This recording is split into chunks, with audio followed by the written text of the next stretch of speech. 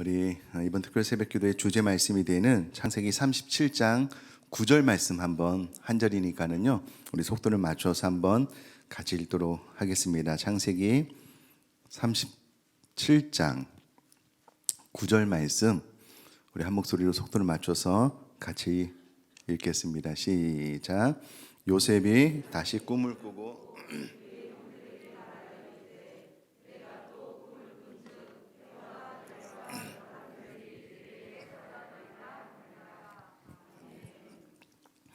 성도님이 저를 한번 봐주시면은요 그런 질문을 한번 던져보고 싶습니다. 우리 마음속에 한번 던져보면 좋겠는데요. 여러분 세상에서 어떤 일을 10년을 하면 전문가라고 이야기를 합니다. 물론 이 새벽에 신앙생활을 아직 10년 못 하신 분들도 계시지만 제가 보기에 많은 분들이 10년을 이미 넘었는데요. 그러면 우리는 신앙의 믿음의 전문가들이잖아요. 아멘이십니까? 아멘이셔요? 우리의 정체성이 무엇이냐면 믿는 자입니다. 누구를 믿냐면 하나님을 믿는 자예요. 하나님의 무엇을 믿냐면 하나님의 섭리를 믿는 자인데요. 여러분 가만히 생각을 해보면 왜 내 안에 있는 불안이 떠나가지가 않는 걸까요? 왜 어떤 일만 딱 생기면 마음의 염려가 확 찾아오는데 이것을 떨쳐버리기가 왜 쉽지 않을까요? 어린 자녀들 예를 들어서 여름에 물놀이를 간다 그러면 혹시 어떻게 되지 않을까? 왜 이런 마음에 사로잡히게 될까요? 그런 일이 발생하면 안 되겠지만 예를 들어서 어떤 질병을 만나게 되면 너무 두려운 거예요. 여러분 사람이 머리 위로 새가 날아가는 것은 어쩔 수 없어요. 염려의 생각이 딱 드는 건 어쩔 수 없는데요. 이 새가 머리에 둥지를 틀게 하면 안 되잖아요. 그런 것들을 내가 내 마음속에 받아들이고 둥지를 틀어서 계속해서 나로 하여금 염려하게 하고 걱정하게 하고 두려워하게 하는 그런 삶을 살고 있다면 우리들의 정체성이 믿는 자들인데 정말 하나님을 잘 믿고 있는 것인가? 이 질문을 한번 던져볼 필요가 있잖아요. 자, 그러면 왜 이렇게 우리가 예수님을 믿고 하나님을 믿은 지 오래되었는데 내 마음속에 이 불현듯 찾아오는 염려, 걱정, 두려움들이 잘 떠나가지 않는 것인가? 질문을 던져보면은요 여러 가지 이유가 있겠지만 핵심적인 이유 가운데 하나가 무엇이냐면 반드시 이루어지는 하나님의 섭리에 대한 신뢰, 확신이 없기 때문에 그래요. 하나님께서 내 삶을 완전히 보존하시고 다스리고 통치하신다라는 확실한 믿음이 없기 때문이 아닐까라고 개인적으로 생각을 해보게 됩니다. 자, 그러면 이번 특별 새벽 기도회는요 이 반드시 이루어지는 하나님의 섭리 이 제목 하나를 가지고 그냥 한번 물고 늘어져 보려고 해요. 매일마다 본문은 다르겠지만 그 본문의 스토리를 통해서 정말 하나님이 우리들의 삶 가운데 섭리하시는 것이 어떠한 환경 가운데서도 반드시 이루어지는가, 정말 극한 상황이 펼쳐지거든요. 그럼에도 불구하고 하나님의 약속이 이루어지는가, 이것을 계속해서 좀 질문을 던져보고 좀 추적해서 찾아보는 시간을 가지려고 합니다. 자, 그러면 오늘은 서론인데요. 반드시 이루어지는 하나님의 섭리에서 반드시 이루어진다 어렵지 않잖아요. 하나님도 우리가 잘 알고 있는데 문제는 이 섭리에 대한 이해를 잘하는 것이 키인 것 같습니다. 그래서 제가 섭리를 좀 설명하기 위해서 웨스트민스터 소규리 문답 11문을 좀 설명을 하면 도움이 될 수 있을 것 같습니다. 여러분 하나님의 섭리하시는 일이란 무엇인가요? 소규리 문답이 이렇게 질문을 하고 난 다음에요 답이 이렇게 기록이 되어져 있습니다. 하나님의 섭리하시는 일이란 그분의 최고의 거룩과 그분의 최고의 지혜와 그분의 최고의 능력으로 모든 창조물과 그 모든 행동을 보존하시며 다스리시는 것입니다 라고 기록이 되어져 있습니다. 한 번 더요. 이것을 이해하는 것이 핵심인 것 같습니다. 하나님의 섭리하시는 일이란 무엇이냐면 하나님의 최고의 거룩, 하나님의 최고의 지혜, 하나님의 최고의 능력으로 모든 창조물, 우리는 피조물이잖아요. 모든 창조물과 그 모든 행동, 그 창조물의 행동을 보존하시며 다스리시는 것입니다. 이것이 섭리의 정의입니다. 자, 그러면 섭리의 정의의 핵심이 무엇이냐면 보존하고 다스리신다라는 겁니다. 하나님이 보존하고 다스린다는 거예요. 창조물, 특별히 우리의 모든 행동까지도 하나님께서 다스리신다라는 것이 섭리의 핵심입니다. 근데 이제 보존하고 다스리는 것을요, 하나님의 최고의 거룩으로 하신대요. 하나님의 최고의 지혜로 하신답니다. 하나님의 최고의 능력으로 하신다라는 설명입니다. 우리가 잘 아시는 것처럼요, 하나님이 뜻하신 바를 못 이루시는 것이 없습니다. 하나님의 계획, 하나님의 말씀은 반드시 성취되는 줄 믿습니다. 물론 창조기사를 보면은요, 아무것도 없는 무에서 하나님께서 말씀으로 빛이 있으라, 그러니까 빛이 생겨나는 거예요. 하나님의 말씀이 선포된 즉 이루어지는 겁니다. 이와 같이 우리를 향한 하나님의 영원하신 계획 섭리는 반드시 이루어지게 되어져 있다라는 거예요. 이것을 믿는 것이 신앙입니다. 자, 그러면 하나님의 보존과 통치에서요, 보존은 잘 간수하여 남아있게 함, 그 상태 그대로 존재하게 함이라는 의미가 있는데요. 그럼 가만히 생각을 해보면 사람이 만든 모든 것들은 부패하게 되어져 있습니다. 우리가 이 아름다운 건물에서 예배하고 있는데요, 건물이 지어진 지 이제 20년이 지나가니까 노후가 되는 거예요. 아마 한 50년, 60년 정도 쓸 수 있을까 모르겠습니다. 건물이 튼튼하게 지어지면 더 많이 쓸 수 있을 텐데요, 사람이 만든 모든 것들은 노후가 돼요. 부패가 돼요.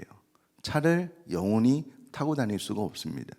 근데 희한하게도 하나님께서 만들어 놓으신 이 자연은요, 창조 이후로 역사가 6,000년, 그리고 지구를 만들 때 지구의 나이가 몇 살인지 모르니까 오랜 시간 동안 이 우주의 질서를 하나님께서 주관하셔서요, 지금도 보존하고 계시는 거예요. 보존하고. 그럼 집에서 일주일만 청소를 안 하면 집이 어떻게 될까요? 네, 그렇죠. 이 시간 깨어 있는 분들은 응답을 좀 해주시면 좋겠어요. 네. 일주일만 정리를 안 해도요, 먼지도 수북하고 엉망이 되잖아요. 보존이 잘 안 돼요. 한 달을 그냥 방치하면 거미줄이 있고요, 난리도 아닙니다. 근데 이 아름다운 세상을 하나님께서 지금 보존하고 계시는데 하나님의 최고의 지혜, 거룩과 능력으로 보존하고 계시는 거예요. 피조물인 우리들도. 자, 또 하나, 사실 이제 보존은 그냥 이렇게 이해를 하면 되는데요, 섭리는 무엇인가, 통치, 다스림은 무엇인가라고 했을 때요, 다스린다는 것은 여러분, 하나님께서 어떤 추상적인 원리를 부여해놓고 그 원리로 의해서 이 세상이 저절로 돌아가는 어떤 프로그래밍이 아닙니다. 하나님이 직접 인간의 역사에 들어오셔서 개입하시는 거예요. 간섭하시는 거예요. 그래서 하나님께서 말씀하신 것이 반드시 이루어질 수 있도록 하는 것이 다스린다라는 것입니다. 자, 여기서 중요한 것은요, 하나님께서 우리를 창조하실 때에 우리에게 자유의지를 주셨어요. 근데 이제 안타까운 것은 이 자유의지가 타락하게 된 거예요.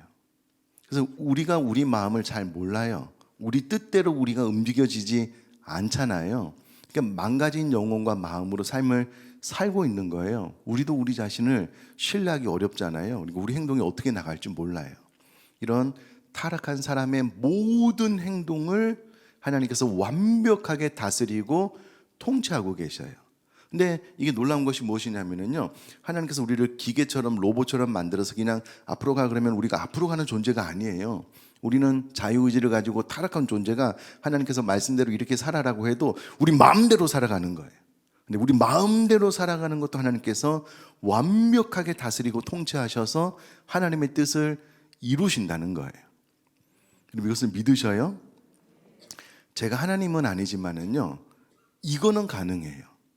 예를 들어서 저희 교회에서 달리기를 잘하는 저를 포함한 4명을 한 팀으로 해서 5명을 계주 선수로 만들고 난 다음에 요 주변에 있는 유치원에 다니는 학생들과 1000m 계주를 하면은요, 우리 팀이 반드시 이길 거라고 저는 확신합니다.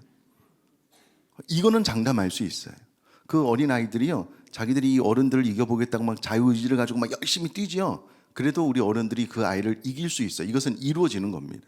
제가 하나님이 아니어도 그 어린아이들이 자기 의지대로 막 뛰지만 우리 어른들이 더 빠르기 때문에 100% 이긴다라고 확신하고 선포하고 그것은 이루어지게 되어져 있습니다. 근데 우리는 피조물이고 하나님은 신이시잖아요. 신이신 하나님이 우리들의 자유의지를 가지고 타락한 거 가지고 암만 사방으로 팔방으로 뛰어다녀도 하나님께서 내가 너와 개조하면 이길 수 있어 라고 하시면은 반드시 이루어지는 줄 믿습니다. 여러분 아멘이셔요? 이 하나님의 섭리예요. 이 하나님의 섭리예요. 완벽한 다스리심, 완벽한 통치, 이것을 믿는 것이 반드시 이루어지는 하나님의 섭리를 온전히 신뢰하는 사람이다라는 거예요. 자, 처음으로 돌아가서 근데 왜 우리는 여전히 염려하고 불안하고 걱정하는가 제가 고민을 해보니까는요, 이런 오해 때문에 그래요. 하나님의 보존과 다스림을 내 방식대로 내 기준으로 잡고 해석을 해요. 이게 문제예요. 이게 하나님은 하나님의 놀라운 지혜와 거룩과 능력으로 완벽하게 우리를 보존하시고 다스리고 계신데 나는 내 기준이 있는 거예요. 이 기준에 맞지 않으면 하나님의 다스림과 통치 보존을 잘 신뢰하지 못하는 거예요. 이제 이 문제가 심각한 문제라고 생각이 되어집니다. 예를 들면 우리가 생명상 큐티 본문에도 나와 있고요. 저도 이제 홈페이지에 그렇게 묵상한 것을 나눴는데 야곱이 평안하게 집으로 돌아오게 될 것이다 하나님께서 약속하시잖아요. 그의 길이 평안했는가라고 생각을 해보면 사실은 그렇지 않았어요. 라반이 쫓아오고 형 에서는 400명의 사병을 데리고 만나게 되고 그리고 야복나라에서 천사와 씨름해서 환도뼈가 위골되어서 절개되었습니다. 장애를 갖게 된 거예요. 평생을 그렇게 살아야지만 되는 사건이 발생했거든요. 근데 성경은 하나님께서 야곱을 평안히 돌아가게 하시겠다라고 약속을 하신 거예요. 근데 우리는 생각할 때 평안히 돌아온다라고 하는 의미는 우리는 그렇게 생각을 하는 거예요.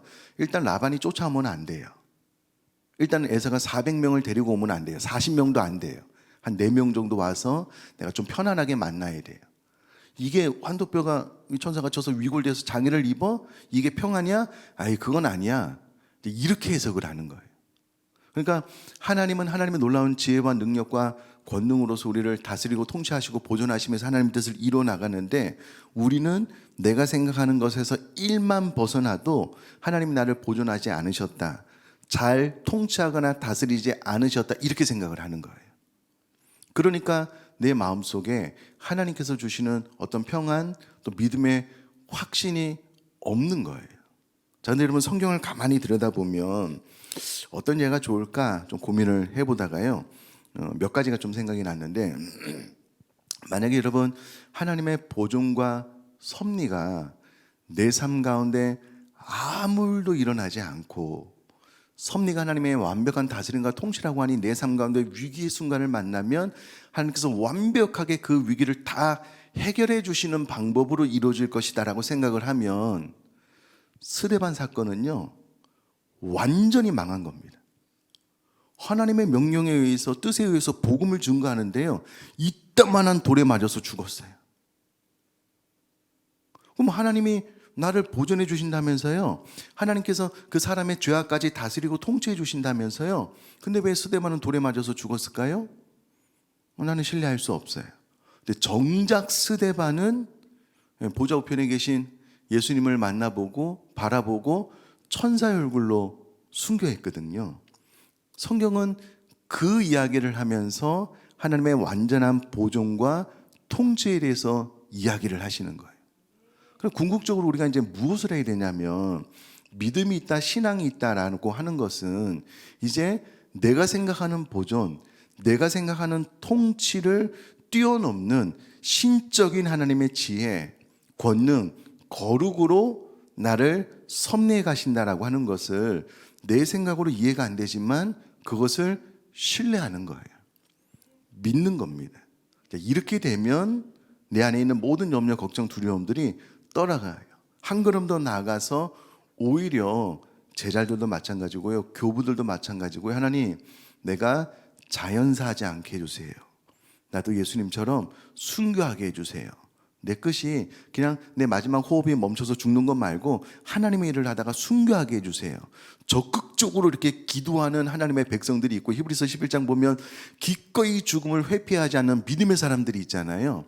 우리가 이런 믿음과 신앙을 가지면 완벽하게 이루어지는, 반드시 이루어지는 하나님의 섭리를 100% 신뢰할 뿐만 아니라 오히려 그렇게 되기를 원하는 마음이 있으면은요, 세상이 감당하지 못하는 사람이 되는 거예요. 그러면 여러분, 반드시 이루어지는 하나님의 섭리가 부족한 것이 아니고 반드시 이루어지는 하나님의 섭리에 대한 나의 신뢰가 부족한 거예요. 내 믿음이 부족한 거예요. 그래서 이번 한 주간 동안 정말 하나님께서는 내 삶을 반드시 다스리고 통치하시고 보존하시는지 이 성경 본문을 통해서 우리가 좀 집중적으로 바라보면서, 와, 내 삶 가운데 이와 같은 위기의, 요셉에게 당한 이와 같은 위기의 순간이 와도 하나님의 약속은 반드시 이루어지는 거구나, 이것을 우리가 철저하게 좀 파헤치고 추적하고 확신할 수 있는 그런 시간을 좀 가지려고 해요. 결국은 우리가 이 부분 가운데 동의하면은요, 성경이 말하는 세상이 알지도 이해하지도 못하는 평안을 누리게 될 겁니다. 여러분, 마지막으로 시편 23편 말씀을 보면은요, 여러분, 제가 PPT는 준비하지 않았고요, 성경 가지고 계신 분 한번 펴보시면, 혹은 뭐 다 아시는 말씀이니까는요, 시편 23편이요.